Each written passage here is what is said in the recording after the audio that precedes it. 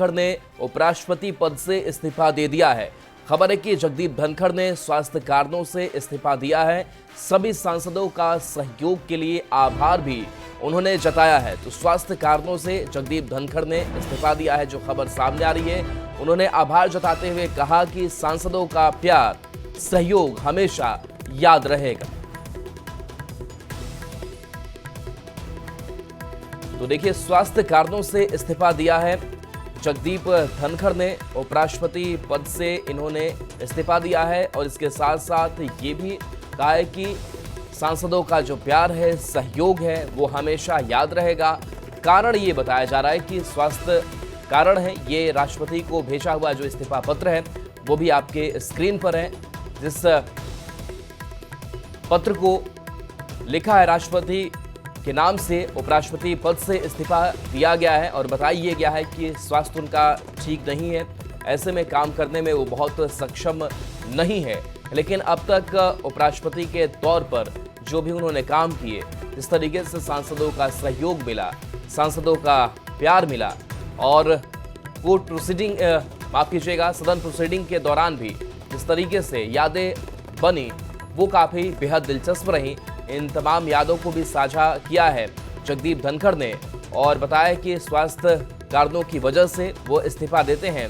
ये आपको वो लेटर दिखा रहे हैं जो लेटर राष्ट्रपति के नाम लिखा गया है। तो जगदीप धनखड़ अपने पद से इस्तीफा दे चुके हैं, उपराष्ट्रपति पद से उन्होंने इस्तीफा दिया है। इसके साथ साथ ये भी कहा है कि सांसदों का जो प्यार है, सहयोग है, हमेशा वो याद रहेगा।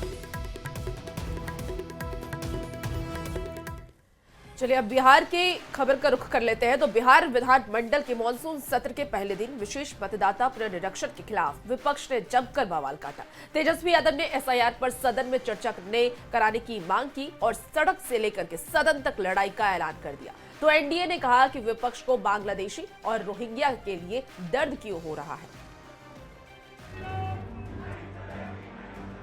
वंचित ना किया जाए वोट के अधिकार से।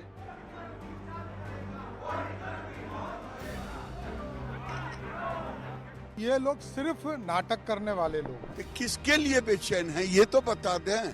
बिहार में विशेष मतदाता पुनरीक्षण पर सियासत ने रफ्तार पकड़ ली है। बिहार विधानमंडल के मानसून सत्र के पहले दिन सदन के भीतर और बाहर मतदाता पुनरीक्षण को लेकर विपक्ष ने जमकर बवाल किया। मतदाता सत्यापन पर विपक्ष ने अपने तेवर और तल्ख कर लिए।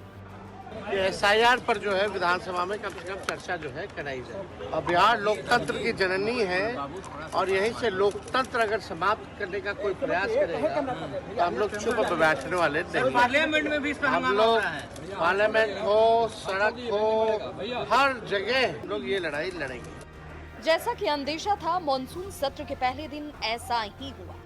विपक्ष ने मतदाता पुनरीक्षण के खिलाफ सियासी हल्ला बोल दिया।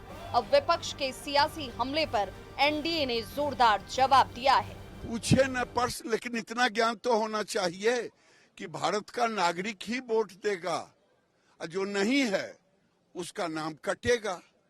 तो किसके लिए बेचैन है ये तो बता दें। रोहिंग्या के लिए कि बांग्लादेशी के लिए? आप अगर ये चर्चा में कहना चाहते हैं कि जो इस देश का नागरिक नहीं है वो इस देश में मतदान करे और संविधान लेके घूम रहे हैं, संविधान का धज्जी उड़ा रहे हैं। जो मतदाता बन सकते हैं, एक भी व्यक्ति का नाम नहीं कटेगा। ये राज्य निर्वाचन आयोग ने स्पष्ट तौर पर कहा।